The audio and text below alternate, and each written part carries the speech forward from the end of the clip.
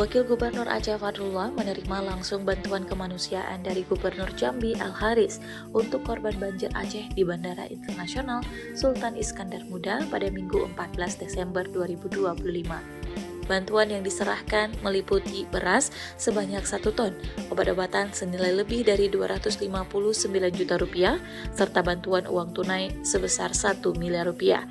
Seluruh bantuan tersebut akan difokuskan untuk masyarakat terdampak banjir di Kabupaten Aceh Tamiang.